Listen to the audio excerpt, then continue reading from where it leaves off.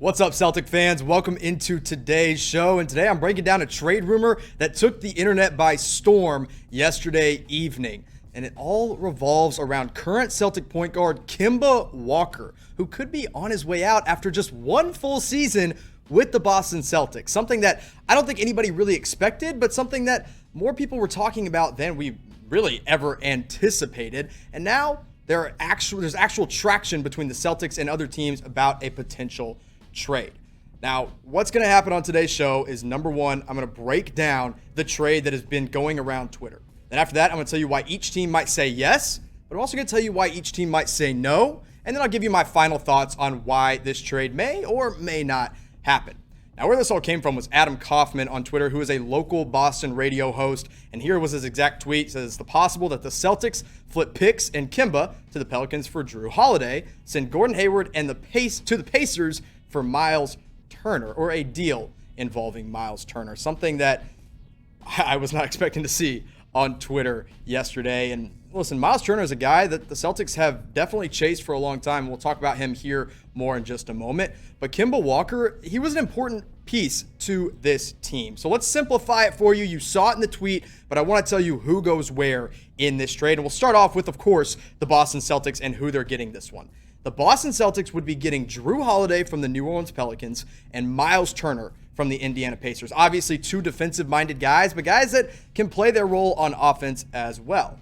Indiana gets a pretty simple trade here, and they just get one guy that they apparently covet a lot this offseason in Gordon Hayward, who's obviously coming off the injury, but when healthy, had a pretty productive season. I liked what I saw to Gordon Hayward. He still put up 18 points per game. He's not a bad player.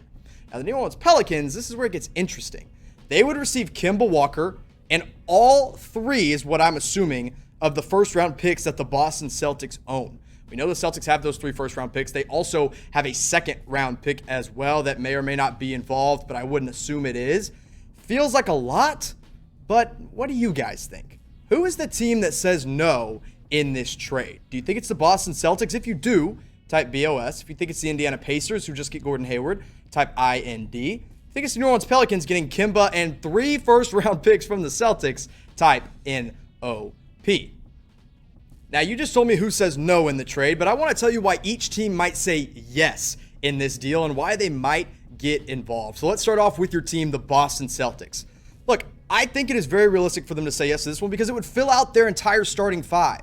We all know this Boston team is deep. They have role players like Grant Williams, obviously Marcus Smart coming off the bench, Robert Williams, Daniel Tice, even Semi Ojeleye at times, and Brad Wanamaker.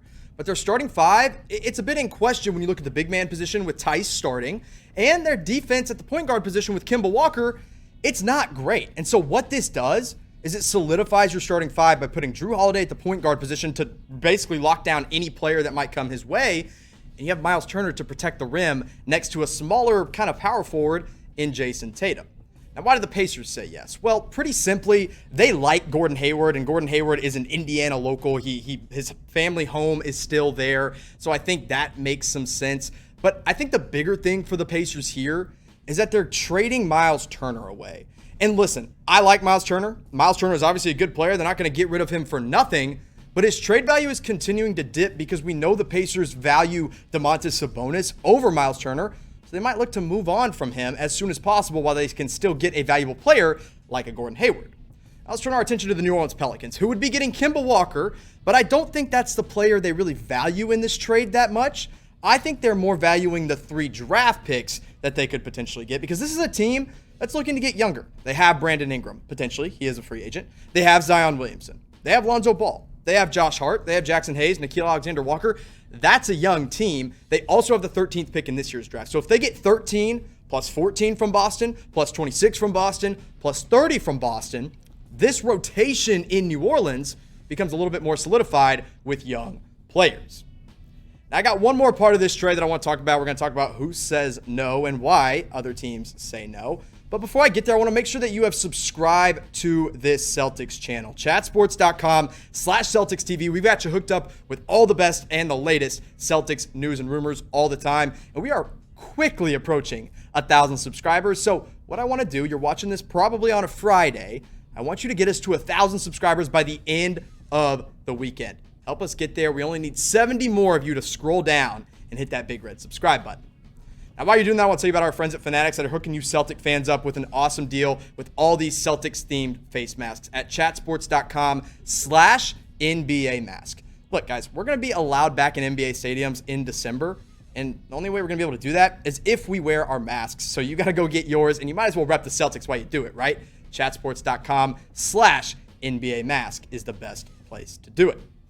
Now, what I want to talk about now, I told you why teams say yes, but I think it's important that we talk about why a team might say no as well. And I think one thing that is really, true about the Celtics is that their chemistry has been flipped around after multiple years. They've had success in the playoffs over and over again. We just saw them get to the Eastern Conference Finals.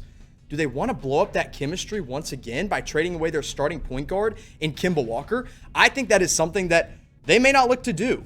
You can't give a guy 1 year and expect it to be absolutely flawless. Look, during the regular season, Kemba Walker was an important piece to the Celtics team. He was still good in the bubble. He just wasn't as good as he was in the regular season. So I think trading him away after 1 year with young guys like Jaylen Brown and Jason Tatum and important players like Marcus Smart coming off the bench, it hurts your chemistry for a team that went all the way to the conference finals, almost went to the NBA finals, but obviously the Miami Heat, reigned supreme in that area.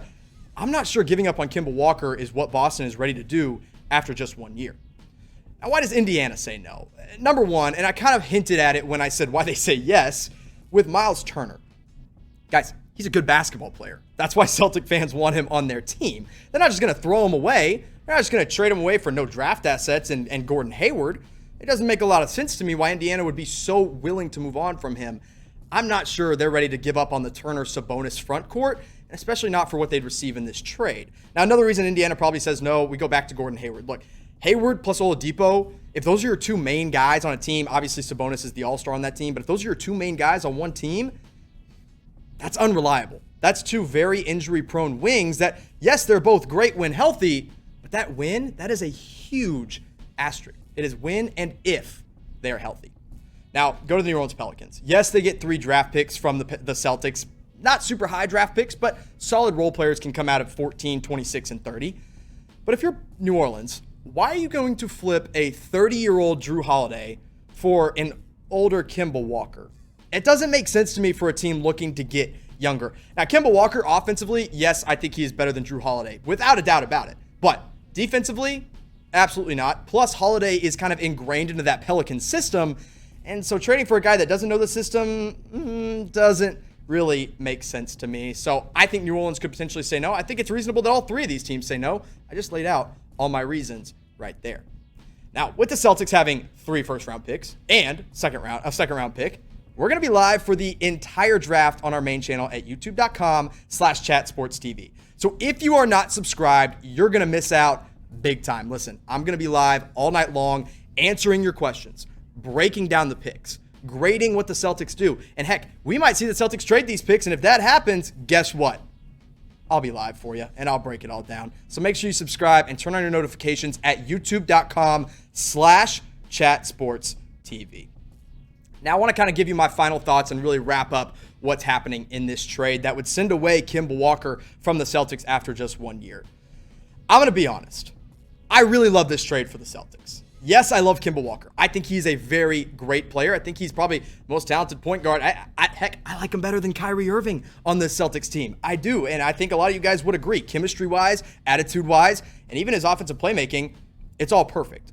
However, this team needs to fill out their rotation a little more, and when you get 2 solidified starters like Myles Turner and Jrue Holiday in a trade that would send away Kemba, and yes, some first-round picks, but in all reality, you're not going to get players better than Jrue Holiday and Myles Turner, with those first-round picks. So if I'm the Celtics, I do this deal. But at the end of the day, I'm going to be honest with you, and maybe I'm breaking your heart, but it's probably just not going to happen.